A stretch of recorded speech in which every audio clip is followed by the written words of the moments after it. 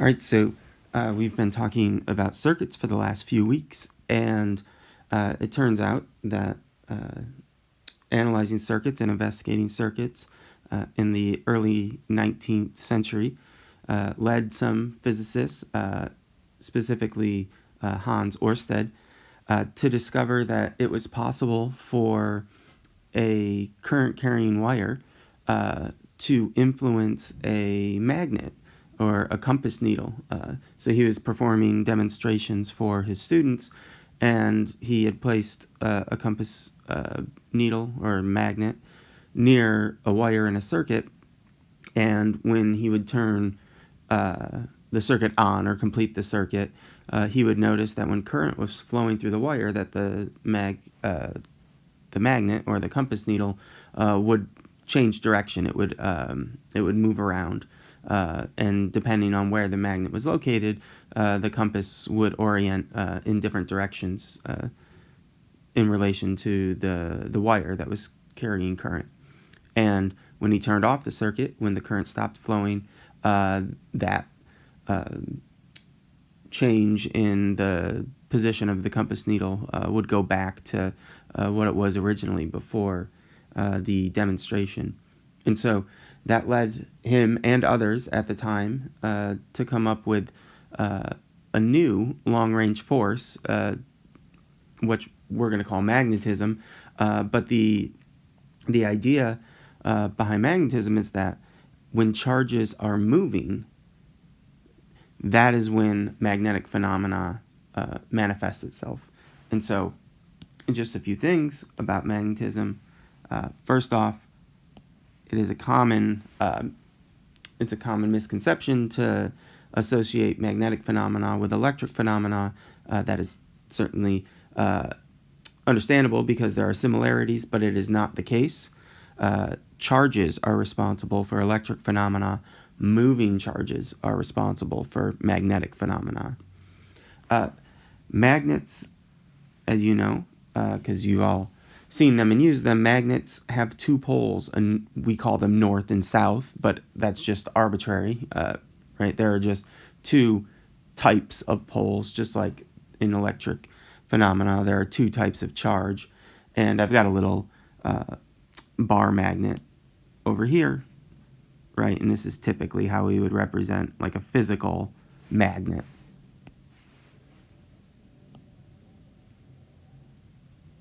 Oh, let's try that one more time. All right.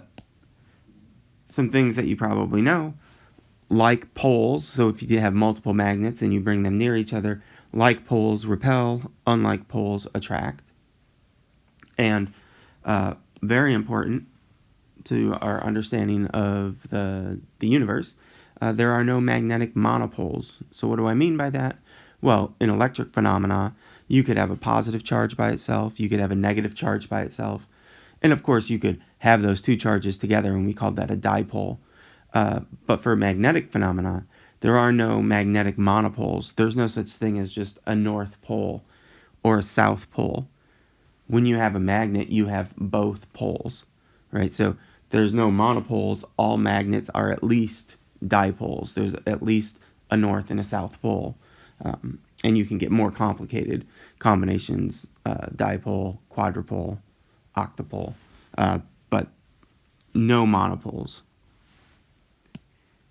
The the way that the book sets up our discussion now of magnetic phenomena is we're going to first talk about how to visualize magnetic fields. So magnets produce magnetic fields just like electric charges produce electric fields. So we're going to talk about how to visualize magnetic fields, and then we're going to talk about how charges are influenced by the presence of a magnetic field. And then in the future, in next week's classes and even after break, we'll get into where do magnetic fields come from. We'll actually start to investigate how to quantify the strength and the direction of a magnetic field if you have charges moving. All right, so first we're going to talk about magnetic fields. right? How to visualize these distortions in space associated with moving charges.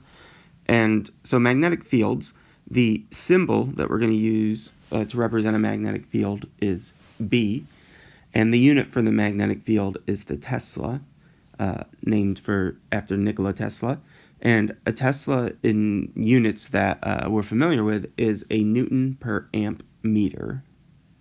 And so again, the magnetic field is the distortion in space generated by moving charges, just like the electric field was the distortion of space generated by electric charge. And we did electrostatics, so stationary electric charges. So looking at the figure here, so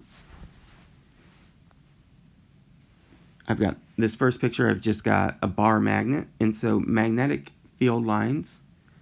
If you've got a bar magnet, magnetic field lines originate from the North Pole and terminate on the South Pole, or at least that's what it looks like in this figure. But really, what's happening in this figure is that these magnetic field lines actually do this.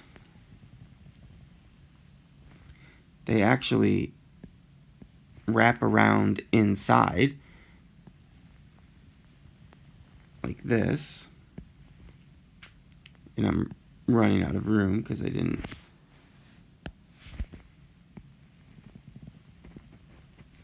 really do this well.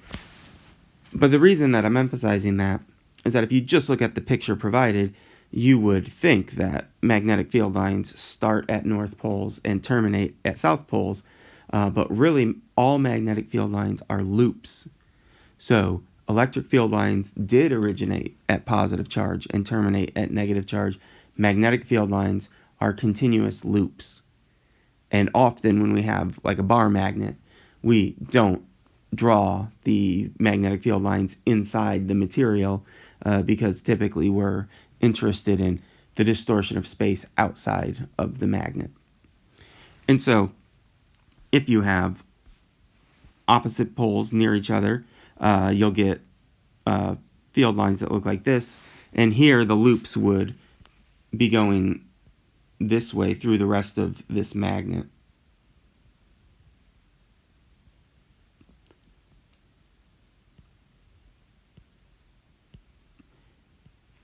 And so, again, a little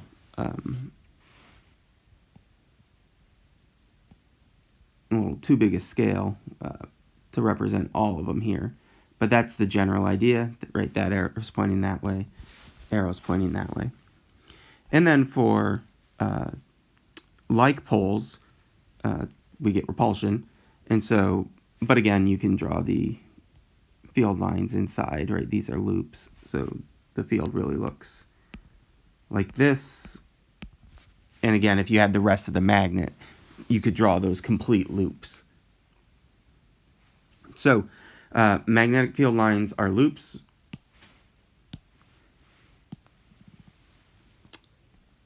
And magnetic field lines, when you have a bar magnet, the field lines appear to originate from the North Pole and terminate at the South Pole. And so the next obvious question to ask is, all right, we've got this new distortion of space.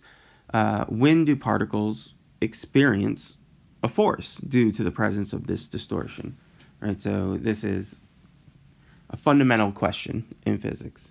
Right? What determines whether or not a magnetic force a particle will experience a magnetic force? And so there are basically 2/3 questions that need to be answered. The first question is the particle charged? So from experiment, physicists realized that if your particle wasn't charged, then you could not get this magnetic phenomenon to manifest itself. So the particles must be charged. The next thing, the particles must be moving. So it's not enough for there to be charges. Those charges actually have to be in motion. And This is why I said 2/3, because it's not just that the charges are in motion, but the charges need to be in motion such that some component of the velocity is perpendicular to the magnetic field that they're moving through. And so put this all together, the functional form for the force on a charged particle in a magnetic field, this is the functional form. So the force is QV cross B, right? So it depends on the charge of the particle, the velocity of the particle, and the magnetic field through which it's moving. And of course, the definition of the cross product has sine theta, where theta is the angle between the velocity and the b vector. So the magnitude of the magnetic force is just the bottom expression, right? Those two expressions are give you the same information related to the magnitude. So I've got four pictures drawn over here. So the first case, I've got a B field pointing down the page, and I've got a charge plus Q just sitting there in the region. Question is, well, what's the magnetic force on that charge? Right, there's a charge, it's placed in a B field, but the velocity is 0, so automatically we know there is no magnetic force that would be exerted on this charge. Next picture, I've got a charged particle moving to the left in a B field that's pointing down, and so the angle there is 90 degrees, right? This angle here is 90 degrees. And so there will be a magnetic force. What's the direction of that magnetic force? Well, the vector is being found from the cross product between V and B, V cross B.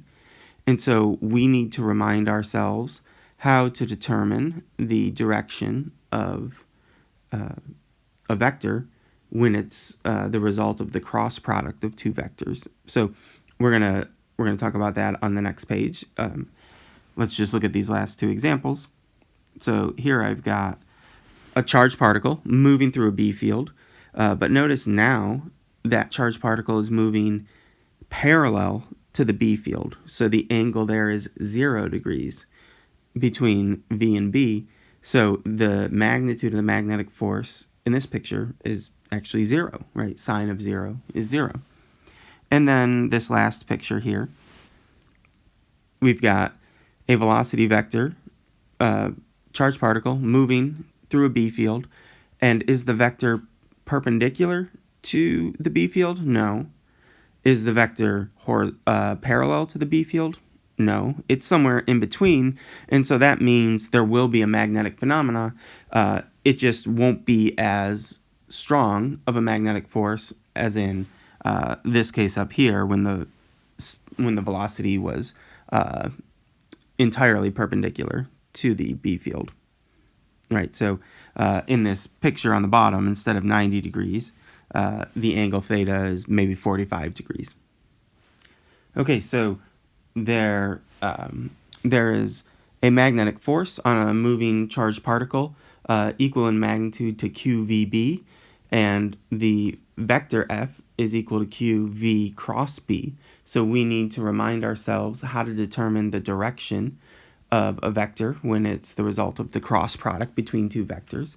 And the two vectors that we're taking the cross product of are V and B. So the direction for the cross product vector is determined from the right-hand rule. And so check out this picture down here. So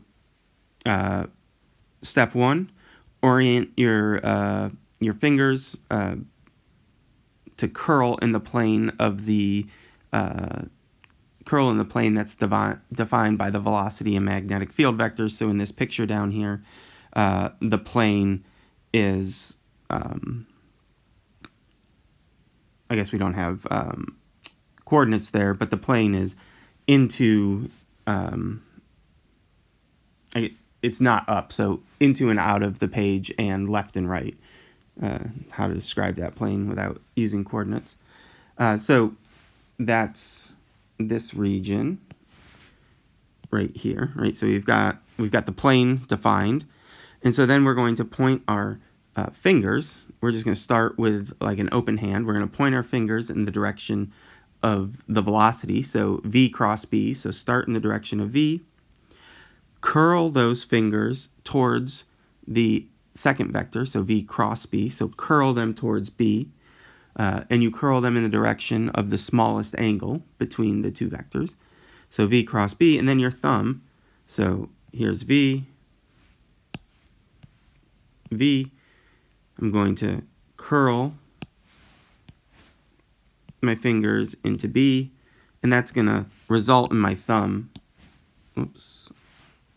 That's going to result in my thumb pointing up. And so in this example where v is denoted by that green vector, b is in the blue vector, the force on this moving charged particle at this moment is directly up. Right, so the right-hand rule. And refer back to chapter 1 of the, or maybe it was chapter 2, of the 101 book, the volume 1, for greater discussion on this. So that means for charged particles that are moving through a B field, that charged particles are going to experience an acceleration that is perpendicular to the velocity of the particle. And if you remember back to 101, that is a telltale sign that the particle is going to experience some form of circular motion.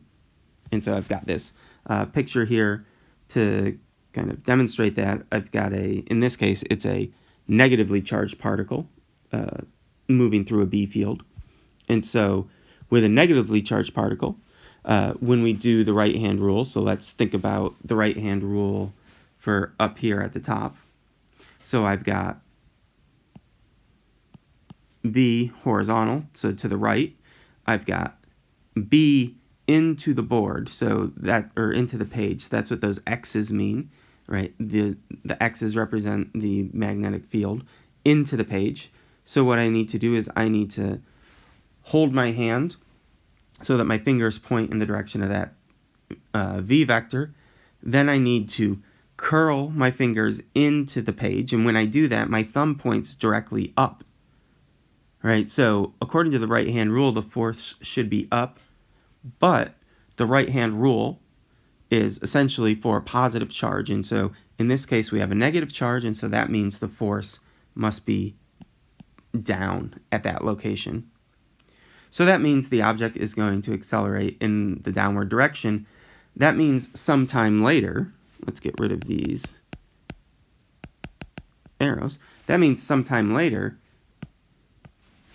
the velocity is no longer horizontal. The velocity would be at some angle. So now you do the right-hand rule again, and you figure out, oh, well, now the force is pointing this way, because the force vector has to be perpendicular to both V and B, and as V changes direction, that means the force needs to change direction. And you'll notice as this particle goes around the circle, that force vector is always pointing towards the center, and that's what's giving rise to our circular motion. And so we can describe what's happening just by looking at the net force on the particle. So it's in this case, in this example, I've got a charged particle moving with a velocity that's perpendicular to the B field. So I've dropped the sine theta here because sine of 90 is 1. So we've got a charged particle moving through a B field. And if that's the only force on the particle, then this is the net force. And in uniform circular motion, the centripetal force has to be equal to the net force. And so I just set the magnetic force equal to the centripetal force. And of course, I can rearrange that expression to get an expression for the size of the circle that the charged particle will travel on during its motion. And then you can use the definition of period, which is distance traveled divided by the speed in which you're traveling. And so you can talk about the period of that circular motion, right? How long does it take to actually go around one loop? And so this is incredibly useful relationship, and any of you who have used the mass spectrometer in the chemistry labs, or if they're in the bio labs, the mass spectrometer essentially leverages this relationship here to analyze samples, because if you have, let's say you devise a way to make sure all of the particles that enter your instrument are the same charge, and so if your instrument has a uniform B field and you fire in your particles, well then the particles, which might have different mass, will all go on different trajectories. So all sweep out different circles as they pass through the magnetic field. And so you could imagine over here in my figure, if I had fired in the particles, let's say right here. So let's say that the B field doesn't exist here. So I fire in the particle, trying to get there. I fire in the particle so that it enters, and so it's not going to get deflected during this pink region. And once it enters the B field, it's going to undergo that uniform circular motion. And then let's say that I just put a detector right here. Well then, and I probably want it right there, then different mass particles will hit this detector at different spots, because they'll be sweeping out different size circles. So down here at the bottom, if the velocity of your particle is perpendicular to the B field, the trajectory will be a circle and the object will undergo uniform circular motion. If the velocity is parallel to the B field, then there's no change in the motion, so the particle will move through the field undeflected. And then if the velocity isn't perpendicular, but it's also not parallel, so it's somewhere in between, then you get an interesting phenomena. The object will undergo helical motion. So I've kind of tried to draw this here. The first example is if the velocity and the B field are perpendicular, and then here I've angled the velocity. So there's a component that's parallel to the B field, and that component essentially allows the particle to travel to the right, but the velocity component that's vertical is causing the particle to go in a circle, and so then you sweep out circles as you travel, which is sort of the definition of a helix. Now the cool thing is that we've all seen or heard about this in day-to-day life. The aurora are essentially byproducts of the fact that charged particles that have been essentially launched from the sun through activity that's happening at and near the surface of the sun, these charged particles, which are moving very fast, pass through the magnetic field of the Earth, and when they do that, they begin to spiral around due to the magnetic field lines. And so then you get these really incredible displays where those charged particles are interacting with either the nitrogen or oxygen atoms that are in the atmosphere, and those atoms get excited, and then those atoms drop down to the ground state, and in that process give off light, and that's what you're seeing with this green light here. These are oxygen atoms that are glowing, and this is also why you preferentially see the aurora at the North and South Pole, because that's where the magnetic field strength is the strongest, and you can see that from the picture over here, right, where those field lines are densest. That's where the magnetic field is strongest, and that is our introduction to magnetism and how charged particles move through magnetic fields.